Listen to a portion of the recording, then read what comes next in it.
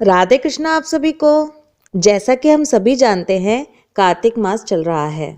आप सभी कार्तिक मास की पूजा भक्ति में लगे हुए हैं।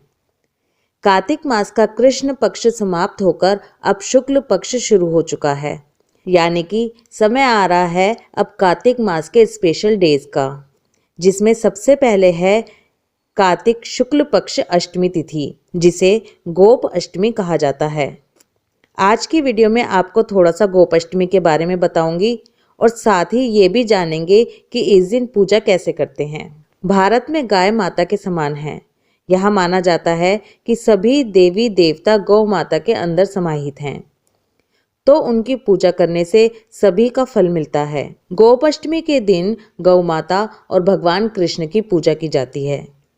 भगवान श्री कृष्ण और उनके भाई बलराम दोनों का ही बचपन गोकुल में बीता था, जो कि ग्वालों की नगरी थी। ग्वाल उन्हें कहते हैं जो गाय के पालक होते हैं। कृष्ण और बलराम को भी गौ रक्षा, गौ की सेवा, इन सभी चीजों का प्रशिक्षण दिया गया था। गोपाष्टमी की शुरुआत कैसे हुई, इसके पीछे भी एक कथा है। जब भगवान कृष्ण ने अपने जीवन के 6ठे वर्ष में कदम रखा, तब वो अपनी मैया यशोदा से जिद करने लगे कि अब वो बड़े हो गए हैं और अब उन्हें बछड़े को चराने के बजाय गैया को चराने जाना है। उनकी हट के आगे मैया को हार माननी पड़ी और मैया ने उन्हें अपने पिता नंद बाबा के पास इसकी आज्ञा लेने के लिए भेजा। भगवान कृष्ण ने नंद बाबा के सामने अपनी जिद रख दी कि वो भी गैया ही चराएंगे।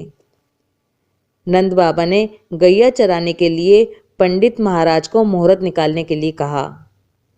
पंडित जी ने पूरा पंचांग देख लिया, लेकिन बहुत ही अचरज के साथ कहा कि बस इसी समय शुभ मुहूर्त है, इसके अलावा पूरे साल कोई शुभ मुहूर्त नहीं है। ये सब तो कान्हा की लीला ही थी और वही दिन था गोपाष्टमी का, जब श्री कृष्ण ने गैया पालन शुरू किया।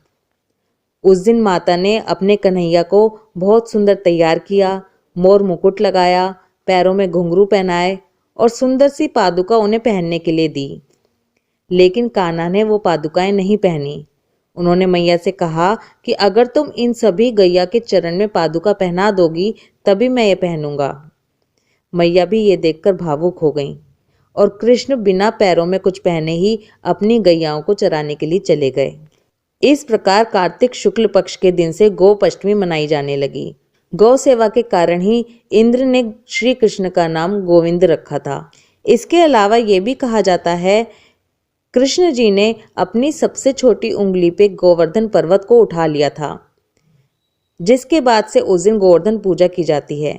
ब्रज में इंद्र का प्रकोप इस तरह बरसा कि लगातार बारिश होती रही, जिससे बचाने के लिए कृष्ण जी ने 7 दिन तक पर्वत को अपनी उंगली पर उठाए रखा और गोपाष्टमी के दिन ही भगवान इंद्र ने अपनी हार स्वीकार की थी, जिसके बाद श्री कृष्ण ने गोवर्धन को नीचे रखा था।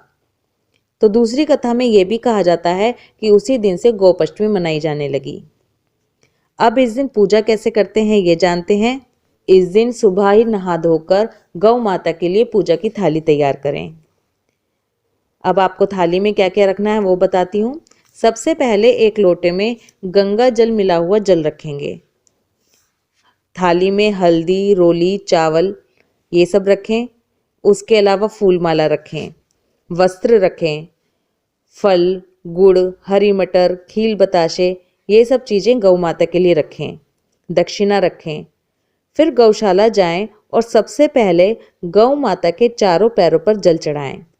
गौ माता को तिलक लगाएं, चावल लगाएं, उन्हें फूल माला पहनाएं। जो भी नया कपड़ा आप ले गए हैं, जैसे कि कोई शॉल, चुन्नी या अंगोछा, वो गौ माता को ओढ़ा दें। फिर उन्हें फल, गुड़, खील बताशे या खाना जो भी आप गौ माता के लिए लेके गए हैं वो उन्हें खिलाएं।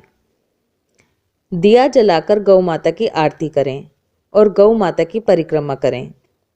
गौ माता को स्पर्श जरूर करें। हो सके तो इस दिन गायों के पीछे पीछे थोड़ी दूर चलना चाहिए, ये बहुत अच्छा होता है। इसके बाद ग्वाल को भी तिलक लगाएं और उन्हें सुंदर वस्त्र भेंट करें और दक्षिणा दें। आपको एक और बात बताती हूँ, जो आप दिया लेकर जाएंगे उसमें या तो आप सिंपल एक बत्ती लगा सकते हैं या फिर अगर आप चाहें तो 108 बत्ती का दिया भी जला सकते हैं। अब मैं यहाँ आपको एक सबसे इम्पोर्टेंट बात बता दूं कि गौ माता की परिक्रमा कैसे की जाती है। गौ माता की परिक्रमा पीछे से शुरू की जाती है, यानी कि पूंछ वाली साइड से। आप गौ माता के पीछे की साइड खड़े होंगे और फिर कमर तक आकर उनके नीचे से निकलेंगे। गौ माता की परिक्रमा इस तरह से की जाती है। पीछे से निकलकर आपको पीछे की ही साइड वापस आना है। गौ माता के आगे कभी भी नहीं जाया जाता परिक्रमा करने के लिए। आपको पीछे वाली साइड से शुरू करना है, कमर तक जाना है, गौ माता के नीचे से निकलकर वापस पीछे ही आना है। इस तरह गौ माता की परिक्रमा की जाती है, लेकिन इसमें आपको बहुत बहुत सावधानी बरतनी होगी, जिससे कि आपको चोट ना लग जाए। आई होप ये वीडियो आपके लिए हेल्पफुल होगी। अगर आपको वीडियो पसंद आए तो लाइक ज़रूर करें। ये जानकारी और भी लोगों तक पहुँचे और हमारे धर्म पूजा पाठ का ज़्यादा से ज़्यादा प्रचार हो, इसके लिए वीडियो को शेयर करते रहें। आपको हमारे चैनल पर हमेशा ही इसी तरह की वीडियोस मिलती रहती हैं, इसलिए अगर आपने अभी तक चैनल को सब्सक्राइब नहीं किया है तो चैनल को सब्सक्राइब कीजिए और बेल आइकन पर क्लिक कीजिए, जिससे हर वीडियो की नोटिफिकेशन सबसे पहले आप तक पहुँचे। राधे कृष्णा।